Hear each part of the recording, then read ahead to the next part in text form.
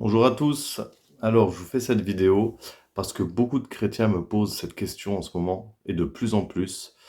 Dois-je quitter mon église? Voilà, ils viennent me voir dans les assemblées ou dernièrement, il y a quelques jours, une sœur m'a appelé pour me demander, pour me dire qu'elle se sentait plus bien là où elle était, qu'elle sentait qu'il y avait des compromis dans l'église. Elle sentait même depuis quelques années, alors qu'elle y est depuis. C'était une femme veuve, donc elle y était depuis des décennies, elle me disait. Et, euh, et dernièrement, de plus en plus, elle sent même des oppressions sataniques dans l'église, là où elle va le dimanche. Et elle me demandait, est-ce que je dois quitter, d'après vous? Mais il y a quand même des gens que j'apprécie dans cette assemblée. Donc, j'ai dit, bon, je vais quand même faire une vidéo parce que c'est quand même un sujet très, très important, parce que le Seigneur revient bientôt. Et donc, voilà, il faut que je fasse cette vidéo et j'ai noté les 5 signaux déjà qui doivent vous mettre en garde par rapport à ça. 5 signaux, donc si vous voyez au moins un de ces signaux-là, demandez au Seigneur, confirmation, mais à mon avis, je crois que ces signaux-là vous montrent qu'il est temps de quitter ces églises, de quitter l'église de Laodicée, celle que le Seigneur va vomir de sa bouche. Donc voilà, alors on va voir ensemble ces 5 signaux. Je donne ces signaux-là, je donne ce message, c'est vraiment parce que beaucoup de pasteurs, entre guillemets, de faux pasteurs, se servent de la méconnaissance des brebis, des chrétiens, pour les garder entre leurs griffes. Et je dis bien griffes parce que, en fait, ce sont des loups ravisseurs, en fait. Ce sont des personnes qui travaillent contre Christ, parce qu'ils vous maintiennent dans une cloche. Ils vous empêchent de vous épanouir, ils vous empêchent de prendre votre envol comme l'aigle. Ils vous empêchent de rentrer dans votre destinée, dans votre appel. Donc il faut absolument, absolument discerner, demander au Seigneur le discernement des esprits et surtout ne pas faire de compromis, de ne pas être dans les émotions, parce qu'il s'agit de notre salut. Donc c'est une question très très importante. Dois-je quitter mon église? Donc pour commencer, j'aimerais déjà vous dire, quand je dis mon église, c'est entre guillemets, parce que sachez déjà que ce n'est pas votre église, ni l'église de Dieu. L'église du Seigneur, c'est celui qui a été baptisé par immersion. Voilà. Voilà ce qu'est l'église de Christ, elle est composée en fait de chrétiens nés de nouveau. Un chrétien né de nouveau, en fait, il devient une pierre vivante. Une pierre vivante qui compose l'église de Christ, le corps de Christ. Amen. Donc, l'église de Christ n'est ni plus ni moins qu'une assemblée de deux ou trois. La Bible dit, là où deux ou trois sont assemblés en mon nom, je suis au milieu d'eux. Voici l'église de Christ, là où deux ou trois sont assemblés en son nom. Amen. Donc, c'est pas l'église bâtiment. Ce n'est pas une église composée de pierres mortes, et encore moins l'église où on a chassé le Saint-Esprit. Amen. Donc ça, faut bien vous le mettre dans la tête. Une fois que vous avez compris ça, vous avez déjà fait un bon pas en avant, parce que ces pasteurs, entre guillemets, ils ne pourront plus se servir de ce fameux verset qu'ils aiment bien utiliser pour vous garder. C'est Hébreux 10, 25. N'abandonnons pas nos assemblées comme c'est la coutume de quelques-uns, mais exhortons-nous réciproquement, etc. Pour vous dire, dans la version Semeur d'Hébreux 10, 25, il est écrit « Ne prenons pas, comme certains, l'habitude de délaisser nos réunions. Au contraire, encourageons-nous mutuellement, et cela d'autant plus que vous voyez se rapprocher le jour du Seigneur. » Donc on ne parle pas des assemblées dans un mur, entre les quatre murs. Amen, vous avez compris. Donc ça, c'est déjà un premier point à prendre en considération, et vous aurez moins de mal, moins peur à quitter ces endroits-là, en fait, tout simplement. Donc, premier signal qui doit vous alerter, si vous êtes vraiment un chrétien engagé, un chrétien qui a une vie de prière, une communion avec le Saint-Esprit, qui est vraiment zélé pour le Seigneur, le premier signal qui doit vous alerter, c'est si vous allez dans votre église le dimanche et que vous ne vous sentez pas bien ou plus bien. Déjà, ça doit vous alerter, parce que Christ vit en vous. C'est le Saint-Esprit, c'est les sentiments du Saint-Esprit, là. Parce que vous y allez pour adorer, pour glorifier votre Dieu, le Dieu d'Abraham, d'Isaac et de Jacob, le Seigneur Jésus-Christ de Nazareth. Mais si vous allez dans un endroit où on célèbre un faux Jésus, un faux Dieu. Le Saint-Esprit en vous peut être irrité. Le Saint-Esprit peut être mal à l'aise. Et c'est pour ça que vous n'êtes pas bien. Donc ça, c'est un signal fort déjà. Ne pas se sentir bien alors on est censé être dans la maison de Dieu, entouré de frères et sœurs qui aiment le Seigneur. Donc ne vous y trompez pas, ce signal-là, il est déjà très très important. On va en voir 4 autres, mais évidemment la liste n'est pas exhaustive. Je pense évidemment, il y a beaucoup d'autres signaux qui doivent déjà vous alerter. Et donc le deuxième signal, c'est si tu sens un esprit de contrôle. Lorsque tu te lèves pour prier, tu sens que tu es regardé, jugé. Si tu sens aussi que on t'a mis sous une cloche, que tu n'es pas bien, qu'on t'empêche d'extérioriser les dons que Dieu t'a donnés, de manifester les dons du Saint-Esprit. Si tu vois que c'est toujours les 2, 3 mêmes anciens ou qui apportent une parole, qui prient, et tous les autres de la congrégation se taisent, et puis la plupart du temps, ces anciens qui prient, ils font souvent les mêmes prières. Voilà, vous sentez que il y a quelque chose qui cloche à ce niveau-là. Vous n'êtes pas libre. Ça, c'est un signal fort aussi. Parce que la Bible dit, dans 2 Corinthiens 3, 17, « Or, le Seigneur, c'est l'Esprit, et là où est l'Esprit du Seigneur, là est la liberté. » Amen. Donc si vous ne sentez pas libre, c'est que l'Esprit du Seigneur, on l'a mis dehors, tout simplement. Donc qu'est-ce qu'il faut faire? Quitter, quitter. Allez là où vous êtes libre. Le Seigneur Jésus nous a rendus libres. Celui que le Fils a franchi est réellement libre. On ne doit pas vous mettre sous une cloche. On ne doit pas vous contrôler. Personne n'a le droit de vous contrôler, si ce n'est le Saint-Esprit de Dieu. Amen. Et même lui, c'est un gentleman, il ne vous contrôlera pas comme ça. Il viendra, il fera selon votre volonté. C'est notre volonté de suivre le Seigneur. C'est notre volonté de porter chaque jour notre croix. Le Seigneur ne nous oblige en rien. C'est notre volonté, notre choix. Amen. Alors ne vous laissez pas vous mettre sous un joug étranger, sous le joug d'un faux pasteur. Amen. C'est très très important, c'est vraiment très très important. Je fais ce message-là parce que je sens que beaucoup de gens souffrent. Beaucoup de gens souffrent.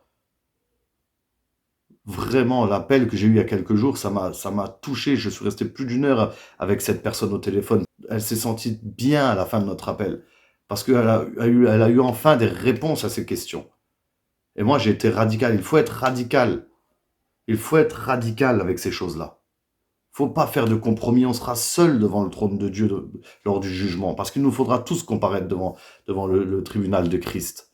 Et on ne pourra pas dire, oui, mais je suis resté dans cette assemblée parce qu'il y avait mon ami, parce que je l'aimais bien. Ah non, ça ne fonctionnera pas devant Dieu. Ça sera pas valable, ça. L'apôtre Paul dit, efforcez-vous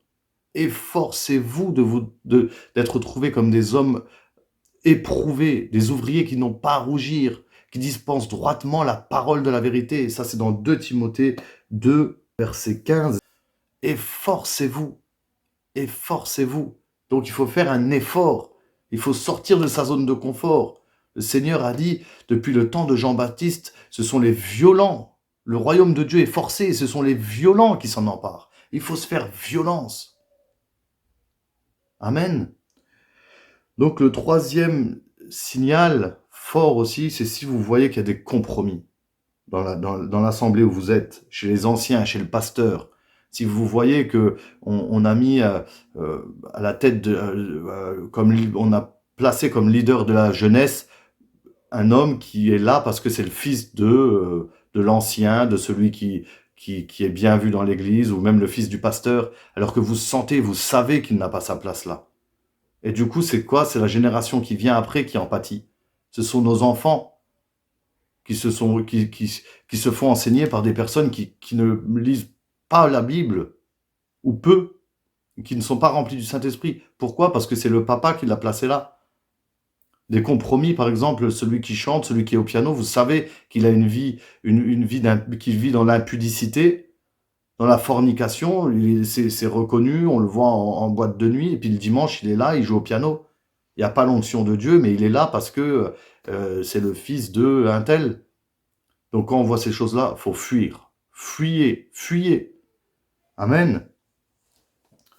Donc voilà, celui qui doit être en place comme leader de jeunesse, celui qui doit être au piano, celui qui doit chanter, celui qui doit prêcher, ça doit être quelqu'un que Dieu recommande. Le Seigneur dit, ce n'est pas celui qui se recommande lui-même qui est approuvé. C'est celui que Dieu recommande. C'est dans 2 Corinthiens, chapitre 10, verset 18. C'est celui que Dieu recommande. Donc là, c'est pareil. C'est pas bon. Si vous voyez ces choses-là, c'est charnel. C'est des programmes humains. On a mis le Saint-Esprit à l'écart. Amen. Le 4e signal, évidemment, un signal très fort aussi, si vous voyez depuis plusieurs mois qu'il n'y a pas de délivrance, que les gens viennent charger, il y a des gadaréniens qui viennent charger avec des légions de démons, ils sont même pas gênés, ils sont là et malheureusement encore sous l'emprise de démons ou malades, il n'y a plus de guérison depuis des mois, plus de délivrance, rien. Là aussi, c'est que l'Esprit de Dieu n'y est pas. Quand vous voyez par exemple le livre de Marc, j'avais déjà fait cette étude, c'est que les 10 premiers chapitres de Marc, le 11e chapitre, Jésus monte sur l'ânon et rentre dans Jérusalem. Mais les 10 premiers chapitres, il n'y a pas un seul chapitre où on ne voit pas Jésus guérir des malades, chasser des démons. Dans tous les chapitres, les 10 premiers chapitres, Jésus chasse des démons dans chaque chapitre. Si c'est écrit, c'est pour notre instruction, c'est parce que ça doit être notre quotidien, ça doit être la base. Nous sommes la lumière du monde, le sel de la terre.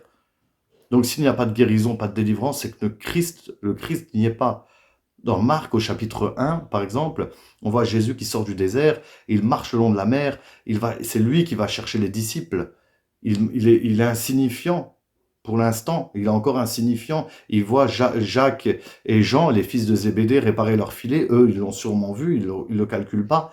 C'est lui qui les appelle. Pierre, c'est pareil, c'est lui qui va appeler Pierre. Mais ensuite, vous voyez un peu plus loin dans le premier chapitre de Marc, lorsque Jésus rentre dans la synagogue, immédiatement, il chasse les démons. Et là, sa renommée est faite. Parce que le royaume de Dieu ne consiste pas en paroles, mais en puissance. Et c'est à ce moment-là que c'est eux, après on va voir par la suite que c'est eux qui cherchent constamment Jésus. Ensuite, depuis ce moment-là, juste après, il y a la belle-mère de Pierre qui tombe malade. On lui parle du Seigneur Jésus. On va chercher Jésus. Il guérit la belle-mère de Pierre. Ensuite, un peu plus loin, on voit les disciples. C'est eux maintenant qui cherchent Jésus. Et lorsqu'ils trouvent Jésus, ils disent « Seigneur, tous te cherchent ». Et à partir de ce moment-là, à chaque chapitre, on voit une foule immense qui suit Jésus. Une foule immense qui suit Jésus. Pourquoi? Parce qu'il a fait une démonstration de puissance, délivrance, guérison. Amen. Donc si vous n'avez pas ça, si vous ne voyez pas ça dans vos églises de dimanche, c'est que Dieu n'y est pas. Voilà. 5e signal, le dernier que je vais donner cette fois-ci, c'est évidemment si les prédications ne vous nourrissent plus. Si on reste toujours au lait, au petit lait, au bout d'un moment, c'est que vous ne devez plus rester ici. Vous avez besoin d'autre chose. Il y avait un homme de Dieu qui avait dit les églises, bâtiments en fait, les assemblées, doivent être comme des navires de combat. Là où on vient blessé, on n'est pas encore enseigné, formé, c'est là où on vient s'enseigner, se former, se fortifier. Et ensuite, quand on est bien armé, quand on devient des disciples accomplis et propres à toute bonne œuvre, là on part au combat. Là on part au combat. Mais malheureusement, on a fait des navires de combat, des navires de croisière. Il ne faut pas rester sur un navire de croisière. Parce qu'on va être vomi de la bouche du Seigneur. On va être comme ces vierges folles qui n'ont pas d'huile dans leur lampe lorsqu'il reviendra. Amen. Donc, si vous n'êtes plus nourris, Et si on ne prêche, si vous voyez que les prédications, ça reste toujours les mêmes, du style ne t'inquiète pas, Jésus est dans ta barque, si tu as des soucis, Jésus est dans ta barque, quoi qu'il arrive. Mais ne t'inquiète pas si tu as péché, de toute façon tu es sauvé, toujours sauvé, hyper grâce. S'il n'y a plus de prédication sur le retour de Jésus imminent, sur la sanctification, sur la crainte de l'Éternel, sur la sainteté, ce n'est tout simplement pas bon. Ouais, j'ai noté quelques versets. 2 Timothée 2, versets 3 et 4, où l'apôtre Paul dit à Timothée, « Souffre avec moi comme un bon soldat de Jésus-Christ. Il n'est pas de soldat qui s'embarrasse des affaires de la vie s'il veut plaire à celui qui l'a enrôlé. » La vie chrétienne, c'est un combat, c'est une vie de souffrance. Si on vous dit pas ça, si on vous prêche pas ça le dimanche, c'est que on a dilué l'évangile. C'est pas bon. C'est un signal qu'il faut partir. Je vais vous lire aussi un autre passage. C'est 1 Corinthiens 6, versets 9 et 10. « Ne savez-vous pas que les injustes n'hériteront point le royaume de Dieu? Ne vous y trompez pas, ni les impudiques, ni les idolâtres, ni les adultères, ni les efféminés, ni les infâmes, ni les voleurs, ni les cupides, ni les ivrognes, ni les outrageux, ni les ravisseurs n'hériteront le royaume de Dieu. » Amen. Il faut qu'on entende ça le dimanche. Il ne faut pas que ce genre-là que je viens de lire, les idolâtres, les adultères, on les retrouve avec un micro ou au piano. Il faut qu'on entende ça. Ils n'hériteront pas le royaume de Dieu. Sanctifiez-vous. Craignez Dieu. C'est le genre de prédication qu'on doit entendre. Amen. Le Seigneur dit, la nuit vient où personne ne peut travailler. Travaillez tant qu'il fait jour. Allez gagner des âmes. Gagnez des âmes. Cherchez des âmes. Le monde est perdu. Le monde est dans l'obscurité, dans les ténèbres. Mais nous avons été oints pour annoncer une bonne nouvelle aux pauvres, pour libérer les captifs, pas pour aller tous les dimanches au même endroit, dimanche après dimanche, année après année, s'asseoir, écouter des prédications. C'est pas ça l'évangile. Donc si vous sentez tous ces signaux-là, si vous ne vous sentez pas bien là où vous êtes, c'est parce que le Saint-Esprit vous appelle ailleurs. Parce que la moisson est grande, il y a peu d'ouvriers. Le Seigneur cherche un homme qui se tienne à la brèche en faveur du pays afin qu'il ne détruise pas. Sortez de l'église de Laodicée, sortez de ces églises-là. Vous aurez des comptes à rendre au Seigneur. Vous aurez des comptes à rendre au Seigneur. Il revient bientôt. Il revient bientôt. Donc voilà, pour terminer, je vais vous lire un passage parce que dans ces églises-là, si on ne se sent pas bien, comme je disais au début, c'est Christ en nous qui ne se sent pas bien. Pourquoi? Parce que c'est un faux Jésus qu'on vous présente. C'est un faux Jésus qu'on adore, un faux Dieu. Et donc, regardez ce que la Bible dit par rapport à ça. 2 Corinthiens 6, à partir du verset 14 jusqu'à la fin. Je vais le lire dans la parole de vie, pour que vous compreniez vraiment ce qui est dit. « N'allez pas avec ceux qui ne croient pas en Dieu. Vous ne pouvez pas vivre ensemble. » Ceux qui ne croient pas en Dieu, à notre Dieu, le Dieu d'Abraham, d'Isaac et de Jacob. Vous ne pouvez pas vivre ensemble. Ce qui est juste et ce qui est contraire à Dieu, est-ce que cela va ensemble? Est-ce que la lumière va avec la nuit, avec les ténèbres? Est-ce que le Christ peut être d'accord avec Satan? Est-ce qu'un croyant peut aller avec celui qui ne croit pas en Dieu? Qu'est-ce qu'il y a de commun entre la maison de Dieu et les faux dieux? Nous sommes la maison du Dieu vivant. Dieu l'a dit, je vais habiter et vivre au milieu d'eux. Je serai leur Dieu et ils seront mon peuple. C'est pourquoi le Seigneur Dieu dit, quittez ces gens-là et allez loin d'eux. Ne touchez pas à ce qui est impur, et moi je vous accueillerai. Amen. Quittez ces gens-là et allez loin d'eux. Voilà le mot de la fin. Sortez de la cloche. Travaillez avec crainte et tremblement avant le retour du Seigneur. Amen. Soyez richement bénis. Priez Dieu, jeûnez, intercédez, car nous sommes dans des temps troubles et l'ennemi est rusé. Mais par la grâce de Dieu, celui qui est en nous est plus grand que celui qui est dans le monde. Demandez le discernement des esprits. Demandez la sagesse, l'intelligence au Seigneur. marchez dans la crainte de Dieu. Le Seigneur a dit qu'il viendra un temps où ils séduiront même les élus s'il était possible. Alors prenons garde, mes frères et sœurs, prenons garde. Voilà pour ce message. Soyez bénis, à bientôt.